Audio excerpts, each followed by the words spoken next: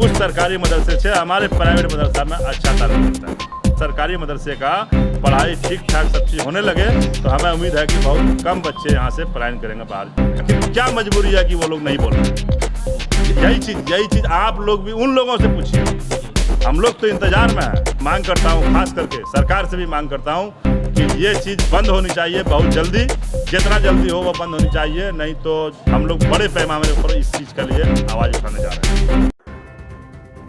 अस्सलाम वालेकुम वरहमतुल्लाहि वबरकातुहू। नाजरीन, आप देख रहे हैं अररिया लाइव। मैं हूं आपका मेज़बान मोहम्मद जसीमुद्दीन। गुज़िश्ता दिनों हमने आपसे वादा किया था कि हमारे अररिया ज़िला से जो बच्चों की पलायन होती है, यहाँ अररिया ज़िला से निकल करके दूसरे राज्यों में जो बच्चे जाते हैं और रास्ते में उन्हें डिटेन कर लिया जाता है, इनके क्या क्या वजूहात हैं और बच्चों के पलायन को कैसे रोका जा सकता है, क्या हिकमत अमली अपनाई जा सकती है और यहाँ के जो हमारे ज़िम्मेदारान हैं उनकी क्या ज़िम्मेदारी बनती है और वो इस मामले में क्या कुछ कर सकते हैं, इन सारी बातों को लेकर के हमने वादा किया था कि वीडियो बनाऊंगा और आपके सामने पेश करूंगा। हमने इस वीडियो को जो दो हिस्सों में तकसीम किया है। पहला हिस्सा तो आपके सामने अभी है। दूसरे हिस्से में आप देखेंगे कि मौलाना शाहिद आदिल कासमी साहब, जो मदरसा इस्लामिया यतीम खाना के प्रधान अध्यापक भी हैं और मशहूर कलमकार भी हैं, इसी तरीके से मुफ्ती अतहरुल कासमी साहब, जो जमीयत उलमा के नायब सदर भी हैं और मदरसा इस्लाहुल मुस्लिमीन भगवानपुर के प्रधान अध्यापक भी हैं। इनकी भी कीमती बातें और तजुर्बे की रोशनी में ज़रूरी हिदायत के साथ दूसरे हिस्से में हम आपके सामने पेश करेंगे। आप इस पहले हिस्से को देखिए और अपनी राय का इजहार कीजिए। दूसरे हिस्से के लिए इंतज़ार कीजिए, जल्द ही हम आपके सामने वो वीडियो भी पेश करेंगे। वीडियो को लाइक कीजिए, शेयर कीजिए, कमेंट कीजिए और आप अपनी कीमती मशवरों से हमें ज़रूर नवाजिए। इसकी चंद वजह है। उनमें से एक वजह यह है कि हमारे इलाके में गुर्बत ज़्यादा है और गुर्बत की वजह से लोग बाहर भेजते हैं। इलाके के मदरसे से जो छोटे बच्चे हैं वो जो है कि भाग के घर चले जाते हैं, तो गार्जियन को परेशान करते हैं, तो वो लोग ये तंग आकर के जो है अपने बच्चों को बाहर भेज देते हैं कि वहाँ से वो भाग के नहीं आएंगे। एक वजह तो ये है। बाकी दूसरी वजह ये है कि बहुत से यहाँ के आबादी के एतबार से मदारिस कम हैं। जहाँ अच्छा निज़ाम के साथ अच्छी तालीम हो वो जो है तादाद कम है। मेरे जो है कि जहन में इस सिलसिले में राय ये है कि हम जितना भी काम करें कम है। हम उस पर जो है कि नहीं कह सकते हम जो है कि मुकम्मल कामयाब हैं। कामयाबी के लिए मुकम्मल कोशिश करने की ज़रूरत है।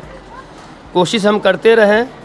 बाकी यहाँ एक विफाक होना चाहिए, जैसे हमारे शरिया जमीयत उलमा बड़े मदारिस का और पूरे ज़िले के मदारिस का जो है एक विफाक होना चाहिए, जो तालीम के सिलसिले में मजबूत करने के लिए कम से कम साल में 2-3 मरतबा आपस में तबादला ख़याल हो। इस सिलसिले में यह है मशवरा कि यहाँ पे तमाम बड़े मदारिस उलमा अइम्मा और तमाम तंजीम के ज़िम्मेदार मिलके इसकी तहरीक चलानी होगी और गांव-गांव में जाकर के मान ले कि वहाँ पे इसकी तहरीक चलाएं और बाहर जो बच्चे जाते हैं उसमें क्या नुकसानात हैं, क्या परेशानियां हैं, उनको आगाह किया जाए कि तालीम जब अपने इलाके में अच्छी हो रही तो आप क्यों भेज रहे हैं। तो इससे इंशाअल्लाह ये जो है कि पलायन रुकेगा। राइट टू एजुकेशन के तहत ये पूरे भारत के कोई बच्चे भी कहीं पढ़ने के लिए जा सकते हैं, लेकिन इसको दूसरा शक्ल दिया जा रहा है कि बच्चों को काम करने के लिए ले जाया जाता है। इसमें एक कारण ये भी है कि प्राइवेट मदरसा हमारा जितना भी है वो पहले 2 टाइम खाना मिलता था, अब 3 टाइम प्राइवेट मदरसे में खाना मिलता है, नाश्ता, दोपहर का और रात का। ये तो फ्री में मिलता है। लेकिन जितने भी सरकारी मदरसा हमारे यहाँ चल रहा है, पूरे हम अपने खास करके अपने बिहार की बात करते हैं, पूरे बिहार में जितना पहले उन लोगों को तनख्वाह मिलता था वहाँ के टीचर को, अब उसका 3 गुना ज़्यादा तनख्वाह उनको मिल रहा है और एकदम समय पे मिल रहा है। 1 तारीख को उनका तनख्वाह उनके खाते में चला जाता है। फिर भी उस सरकारी मदरसे से हमारे प्राइवेट मदरसा में अच्छा तालीम मिलता है। ये एक बहुत बड़ा कारण है कि जो हमारे यहाँ के बच्चे जो बाहर जा रहे हैं, अगर सरकारी मदरसे का पढ़ाई ठीक ठाक सब चीज़ होने लगे तो हमें उम्मीद है कि बहुत कम बच्चे यहाँ से पलायन करेंगे बाहर पढ़ने के लिए। जो बच्चे बाहर पढ़ने के लिए जाते हैं, राइट टू एजुकेशन के तहत उनको किसी भी राज्य से किसी भी राज्य में तालीम हासिल करने के लिए जाने का अधिकार हासिल है। तो आखिर इन बच्चों को जो डिटेन किया जाता है तो इसके खिलाफ हमारे नेता लोग आवाज़ क्यों नहीं उठाते? देखिए, ये बहुत अच्छी बात आपने कही।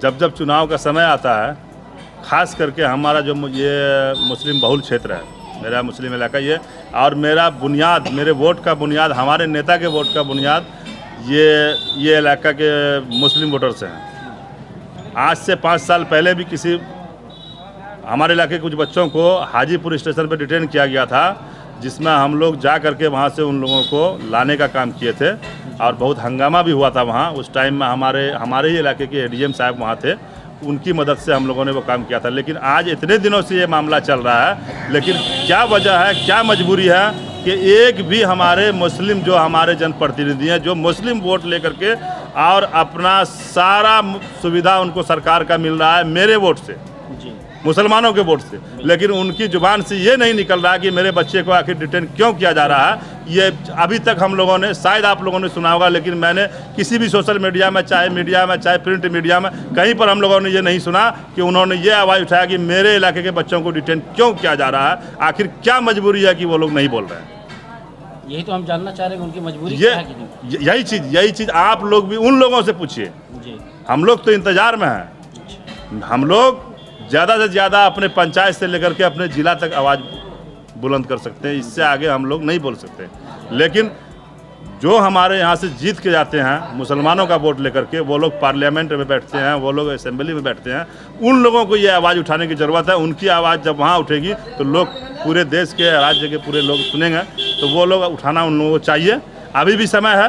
मैं तो ये कहना चाहूँगा कि खास करके हमारे इलाके के जो जनप्रतिनिधि हैं, जो मुसलमानों की वोट की राजनीति करते हैं, वो लोग इस चीज़ को उठाएं और इसके साथ हम लोग रहेंगे, हमारे इलाके के सारे लोग उनके साथ रहेंगे। और मैं मांग करता हूं, खास करके सरकार से भी मांग करता हूं कि ये चीज़ बंद होनी चाहिए बहुत जल्दी, जितना जल्दी हो वो बंद होनी चाहिए। नहीं तो आचार संहिता खत्म होने के बाद हम लोग बड़े पैमाने पर इस चीज़ के लिए आवाज़ उठाने जा रहे हैं। गार्जियन को भी जागरूक होने की ज़रूरत है। गार्जियन जितना पोशाक राशि के लिए इतना हंगामा करते हैं, तो गार्जियन पढ़ाई के लिए भी हंगामा मदरसे में जाके करें कि हमारे बच्चों को समय पर अच्छी तालीम मिलनी चाहिए, इसके लिए भी हंगामा करें, तो हम लोगों को बहुत खुशी होगी।